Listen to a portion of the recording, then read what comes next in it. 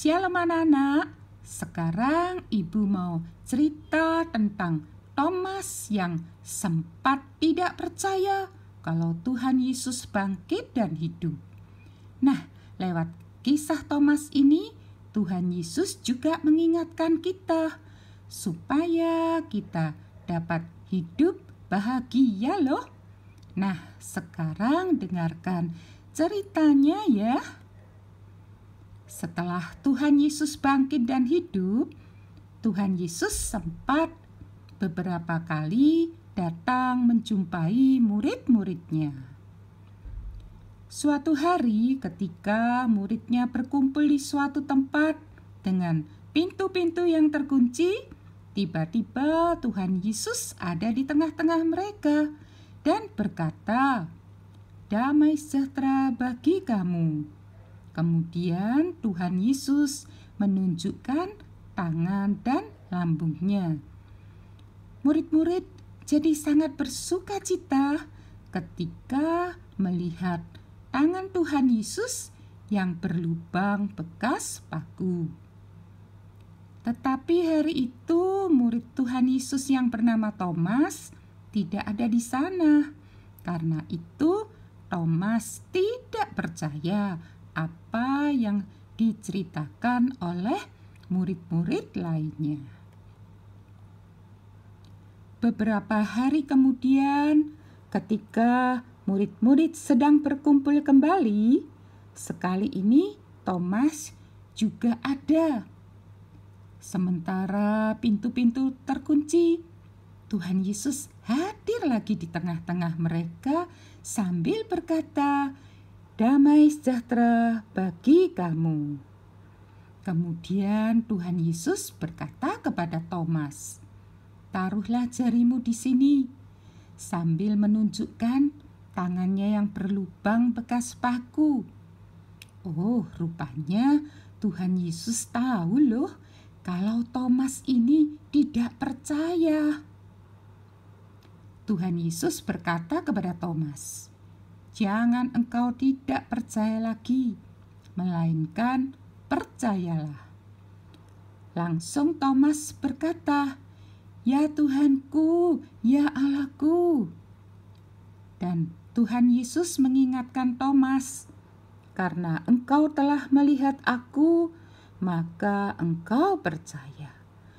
Berbahagialah mereka yang tidak melihat, namun percaya." Puji Tuhan anak-anak, Tuhan Yesus mengingatkan, berbahagialah orang yang tidak melihat Tuhan Yesus, namun percaya. Nah, kita adalah orang-orang yang berbahagia, karena kita tidak pernah melihat Tuhan Yesus secara langsung. Tetapi kita bisa percaya Tuhan Yesus ada, Tuhan Yesus menebus dosa kita dan menyelamatkan kita. Nah, supaya kita dapat berbahagia, kita perlu punya iman percaya yang teguh. Caranya ada beberapa hal yang perlu kita lakukan supaya iman percaya kita jadi teguh. Kita harus suka berdoa. Misalnya waktu bangun tidur atau waktu mau tidur, jangan lupa berdoa. Waktu mau makan dan kapan saja saat kita ingat, kita berdoa kepada Tuhan. Tidak harus panjang-panjang doa kita. Yang penting kita berdoanya sungguh-sungguh dari dalam hati kita. Kita juga harus rajin baca Alkitab, juga sering membaca buku-buku cerita rohani, supaya kita lebih mengenal siapa itu Tuhan Yesus. Dan jangan lupa, kita juga harus rajin ke gereja. Bersama-sama kita memuji-tuji Tuhan, mendengarkan firman Tuhan, dan saling menguatkan dengan sesama teman-teman kita yang ada di gereja. Sering-seringlah kita menaikkan lagu-lagu pujian kepada Tuhan. Selain menyukakan hati Tuhan, kita sendiri juga akan ada damai dan sukacita dalam hati kita. Satu hal jangan lupa, kita juga harus sering-sering mengucap syukur.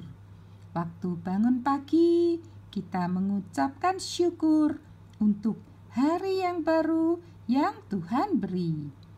Dan dimanapun, baik waktu senang maupun waktu susah, kita terus mengingat Tuhan dengan mengucap syukur. Puji Tuhan anak-anak, saat kita terus dekat dengan Tuhan, maka Tuhan juga seperti induk ayam yang mengembangkan sayapnya untuk melindungi anak-anaknya. Begitu juga Tuhan akan selalu melindungi kita anak-anaknya, sehingga hidup kita akan selalu berbahagia. Nah, kisah tentang Thomas yang sempat tidak percaya ini dapat kalian baca juga di kitab Yohanes pasal 20 ayat 24 sampai 29. Puji Tuhan anak-anak, salam bahagia. Tuhan Yesus memberkati. Amin.